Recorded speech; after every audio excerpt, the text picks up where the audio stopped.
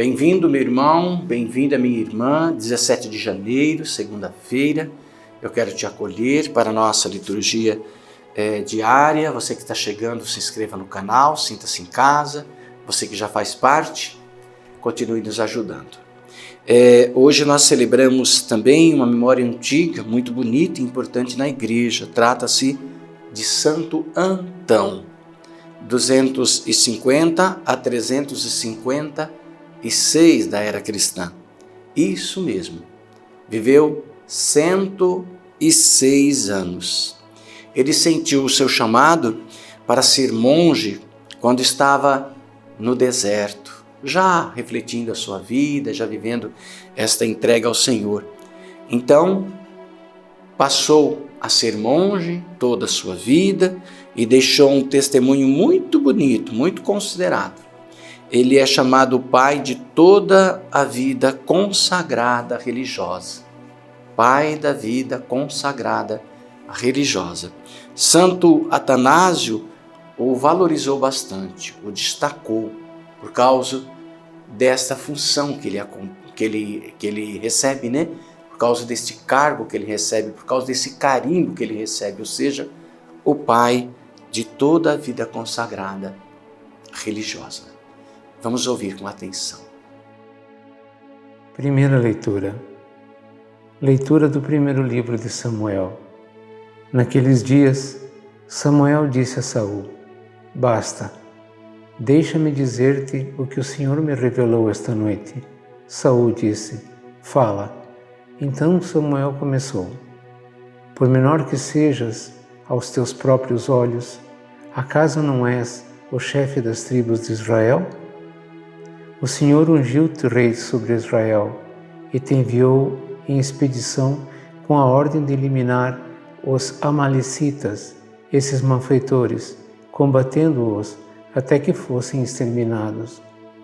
Por que não ouviste a voz do Senhor e te precipitaste sobre os despojos e fizeste o que desagrada ao Senhor? Saul respondeu a Samuel: Mas eu obedeci ao Senhor. Realizei a expedição a que ele me enviou. Trouxe Agag, rei de Ameleque, para cá e exterminei os amalecitas. Quanto aos despojos, o povo reteve das ovelhas e dos bois o melhor do que devia ser eliminado, para sacrificar ao Senhor teu Deus em Gilgal. Mas Samuel replicou: O Senhor quer holocaustos e sacrifícios ou quer a obediência à sua palavra? A obediência vale mais que o sacrifício, a docilidade mais que oferecer gordura de carneiros. A rebelião é um verdadeiro pecado de magia, um crime de idolatria, uma obstinação. Assim, porque rejeitaste as palavras do Senhor, Ele te rejeitou. Tu não és mais rei. Palavra do Senhor. Salmo. A todo homem que procede retamente, eu mostrarei a salvação que vem de Deus. Eu não venho censurar teus sacrifícios, pois sempre estão perante mim teus holocaustos. Não preciso dos novilhos de tua casa, nem dos carneiros que estão nos teus rebanhos. A todo homem que procede retamente, eu mostrarei a salvação que vem de Deus. Como ousas repetir os meus preceitos e trazer minha aliança em tua boca, tu que odiaste minhas leis e meus conselhos e deste as costas às palavras dos meus lábios. A todo homem que procede retamente, eu mostrarei a salvação que vem de Deus. Diante disso que fizeste, eu calarei? Acaso pensas que eu sou igual a ti?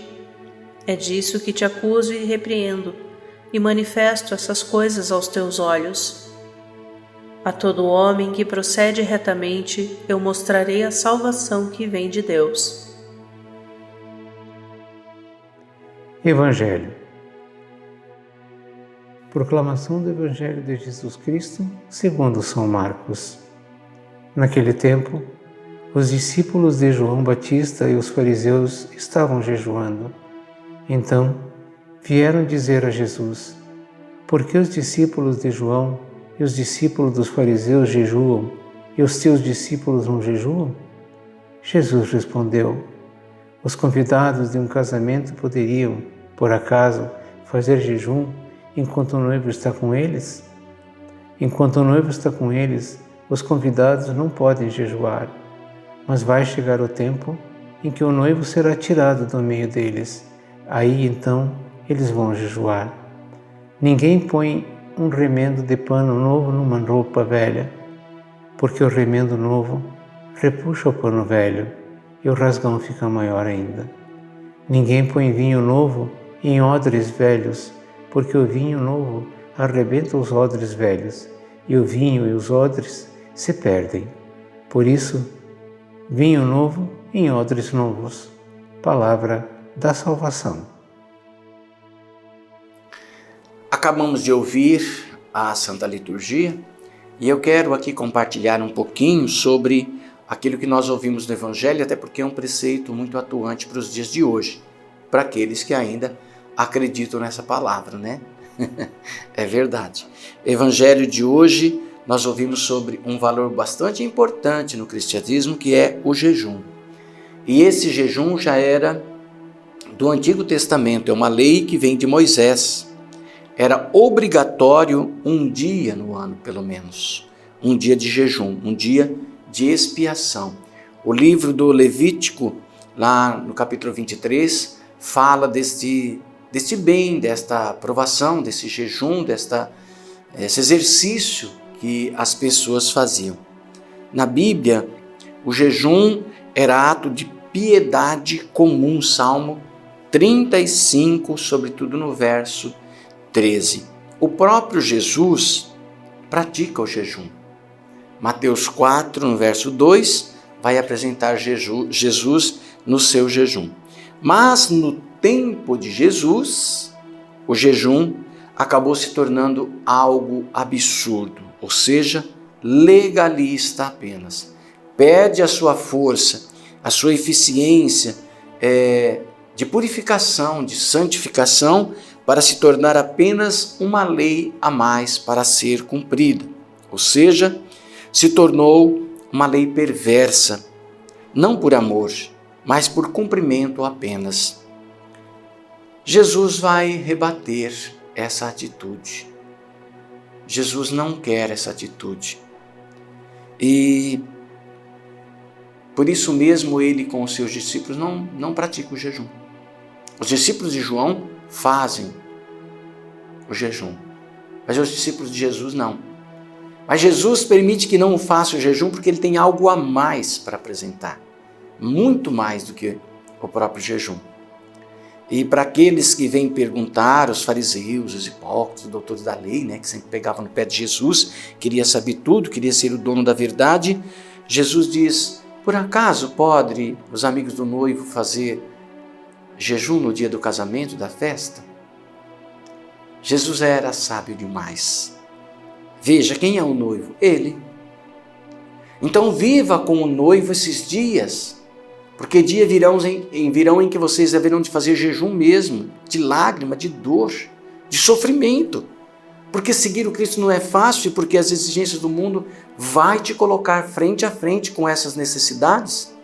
Aí então, esta oração, porque o jejum também é uma oração, é um despojamento nosso, vai te fortalecer na fé, para você permanecer firme, fiel ao seguimento de Jesus.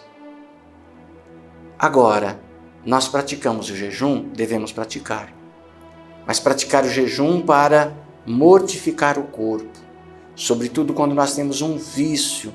Aí fazer uma promessa a Deus e, sobretudo, no período e no tempo que a igreja pede o jejum, jejuar daquela situação que te escraviza. Se a pessoa é uma pessoa fuxiqueira, pede a Deus para não fazer mais fuxico.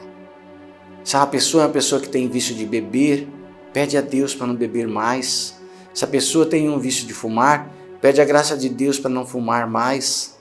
E aí nesse período, sobretudo da quaresma, que daqui mais um pouco nós vamos viver, a igreja nos ajuda, nos auxilia a alcançar essas vitórias. Aí sim, o jejum tem poder. Nunca me esqueço de pessoas que, depois de se propor uma quaresma ao jejum, voltarem livres dos seus vícios. Glória a Deus! Se converteram, se tornaram livres. Então, a Igreja recomenda o exercício do jejum. Olhemos para Jesus, fiquemos com Ele, mas não deixemos de praticar as leis que Ele mesmo vivenciou. Deus abençoe você, Pai, Filho e Espírito Santo. Amém. Até amanhã.